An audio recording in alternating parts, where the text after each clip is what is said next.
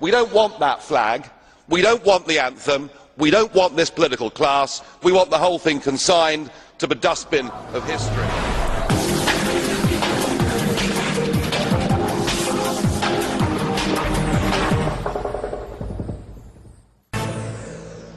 I'm joined here in Winchester Cathedral by the Work and Pensions Secretary, Ian Duncan Smith, the Shadow Home Office Minister, Gloria De Piero, the leader of the UK Independence Party, Nigel Farage, the Liberal Democrat MP, Joe Swinson, and the Oscar-winning Julian Fellows, who created the TV series Downton Abbey and is a recently appointed Conservative peer.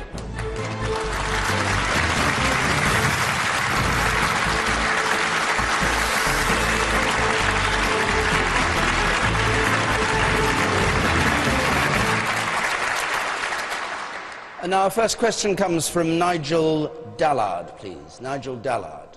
In the vote on the EU referendum, why weren't MPs given the freedom to represent the views of the public in their constituencies? Why weren't they? The woman in the third row there. Yes. Well, arguably a lot of the policies that come to Parliament are made up by Parliament and by government itself. As far as I'm aware, this came from a poll that was suggested by the Prime Minister himself. By the public vote. By the public. Yeah. And so does that not prove that there was some want from the public to have this referendum? And therefore, why shouldn't... All right. Nigel Farage, what did you make of the government's attitude to this? I agree with that. I mean, the idea that e-petitions could spark debates in Westminster was a fantastic idea that young people particularly thought, this is great, we can engage with the process. And at the first time that it succeeds, and we get a debate on the floor of the House of Commons, very cynically, the three-party leaders close down free speech, free voting on this issue, and people will ask themselves, is there any point in future in bothering to get signatures on these e-petitions? And that, I think, is really rather sad. But the answer to the question is very simple. Why no freedom of vote? Very easily, the political class in this country, all three political parties who are represented here on this platform, have made their minds up. They've made their minds up that we must be part of this new European state.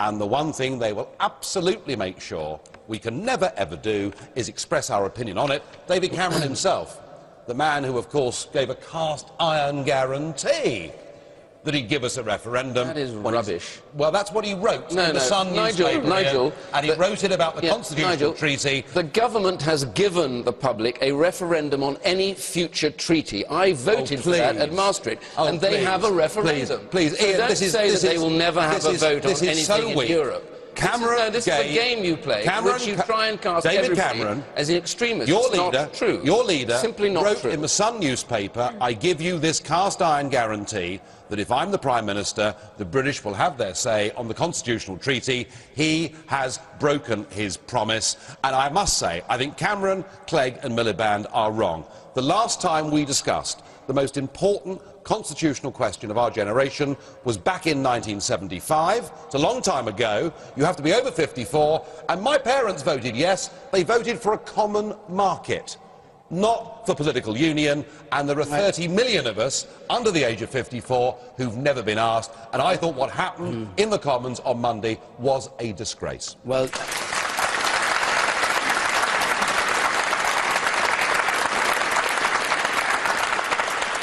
a question from Simon Davis, please. Does the Eurozone debt agreement mean that the UK is now a second-class citizen? Let me just repeat this, because it's rather echoey here in the cathedral. Simon Davis asked, does the Eurozone debt agreement mean the UK is now a second-class country? Nigel Farage. Well, David, you said that my views would provoke the panel. Well, I hope they do. Because I think the political class in this and every other country in Europe has got this whole Eurozone debt crisis completely and utterly wrong. And increasingly the peoples of Europe are waking up to one simple fact, that what we're doing in the name of saving the Eurozone is making things far, far worse. We are imprisoning countries in the south of Europe inside something they should never have joined. It is leading to violence and disorder on the streets as their democracy has been taken from them. And in Northern Europe, we're actually seeing the credit ratings of Northern European countries being damaged by the deal too, and a democratic revolution sweeping countries like Finland and the Netherlands. So would we be relegated to a second-class citizen if they push on?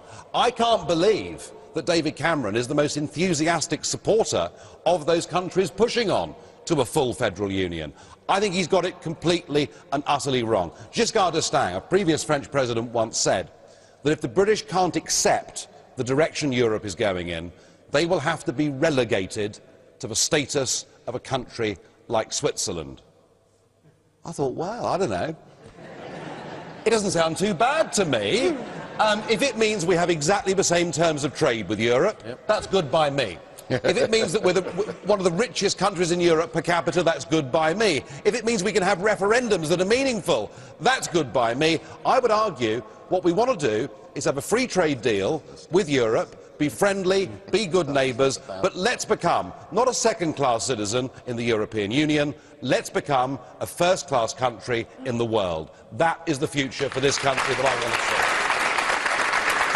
Ian Duncan, James Kirkwood's got our next question, please.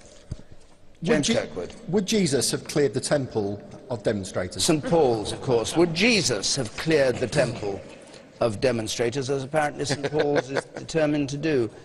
Nigel Farage. Well, you know, here we are in Winchester Cathedral, and how would you feel, as residents of Winchester, if sort of the new Dale farm was set up outside the gates here and you couldn't have come to this show this evening or couldn't come to worship on a Sunday? I think you'd be pretty angry about it. So I think the answer to the question is that Jesus would have cleared them away on the basis that they were stopping religious services from continuing, and because I feel that so many of the people that are there, getting back to Ian's point, actually are the sons and daughters of Daddy, who's a successful banker in the city, and they go home to Hampstead of an evening and they come back with a packed lunch Mummy's made them the next morning.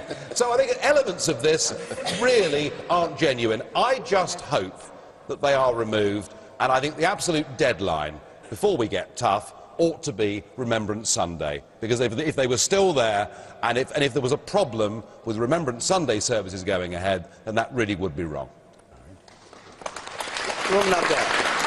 Yes. Nigel Farage criticises his perceived lack of democracy in Europe, yet when there is true democracy on the streets, you want it got rid of. No, I'm happy with protest. Absolutely happy with protest. I mean, surely we want protest, but do we want religious services in one of the most important churches in this country stopped? I don't think we do, and that is not reasonable protest. Gloria, please. Can the prison system cope with an increase in mandatory and life sentences? The third row from the back. As a victim of crime, I actually believe that the criminals should actually get the sentences that are handed out to them, and actually we should be stronger on that. If we build more prisons, we will actually create some employment opportunities and actually keep crime off the street. So when you hear the words mandatory sentence, which is used by Ken Clarke on the one hand, and then Joe saying, but the judges will have the freedom to decide whether or not to impose. Are you happy with that, or would you rather you're not? I think our sentences are far too light, actually, and I think that the criminals actually they actually get off way too lightly, and actually we should be harder in our society. Nigel Farage. I think I agree with that. I must say, having studied this government on crime and punishment, Ken Clarke's position is bizarre, isn't it? I mean, on the one hand, he seems to be arguing that virtually nobody should ever go to prison, and now he's talking about mandatory sentences. I think this is because of the pressure that Theresa May has put on him. Theresa May does say some quite sensible things from time to time. Can't think where she gets her lines from.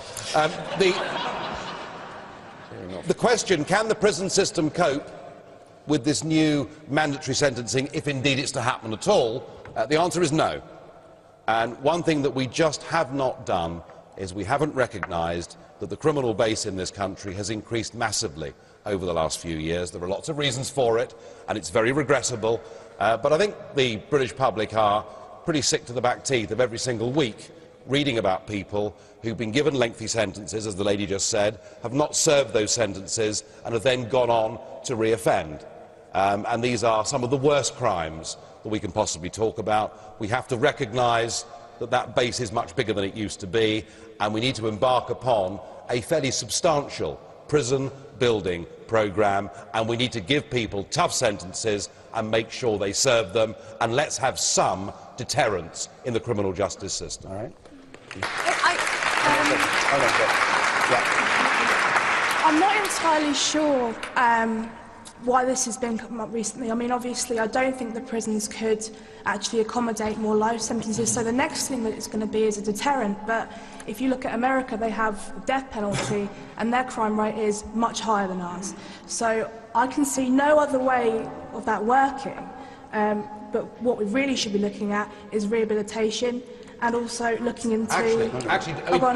you know, some states in America have the death penalty and some don't, and I would agree with you, there is no evidence that the death penalty is much of a deterrent. But what the Americans have done is to recognise that whilst rehabilitation, particularly for first-time offenders, is vital, there is a certain small percentage of society who just are recidivist, who just cannot be cured, and what they've done is to embark 25 years ago on an extensive prison building programme, and violent crime in America has halved over the last quarter of a century. But Nigel, to say the criminal base, first of all, you're contradicting yourself, because you're saying the criminal base is expanded hugely, and then you're saying there's a tiny proportion who you can't actually reach out to. To say that the solution, the solution to that problem, if you're taking the view that the criminal base has increased hugely, is to just build more prisons and lock more people up, and that is actually also an incredibly costly way of dealing with that. Doesn't help society, doesn't actually deal with the problem. No, it doesn't, because ultimately, unless you're going to lock them up forever, then it doesn't help society. What we need to do is get these people rehabilitated, as the lady says. You cannot rehabilitate all of the criminal classes. It can't be done in many cases. I want to go to the man at the very back there, please.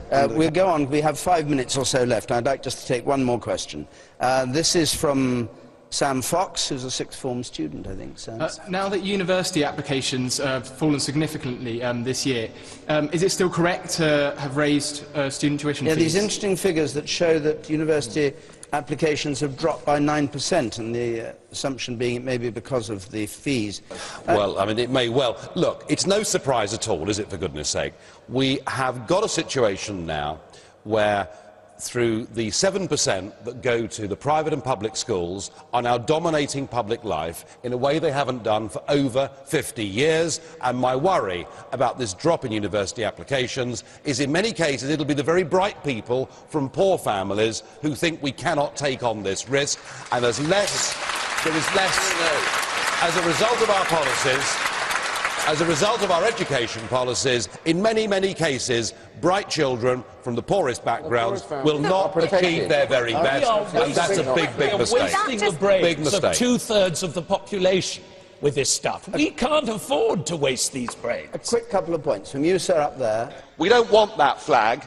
We don't want the anthem. We don't want this political class. We want the whole thing consigned to the dustbin of history.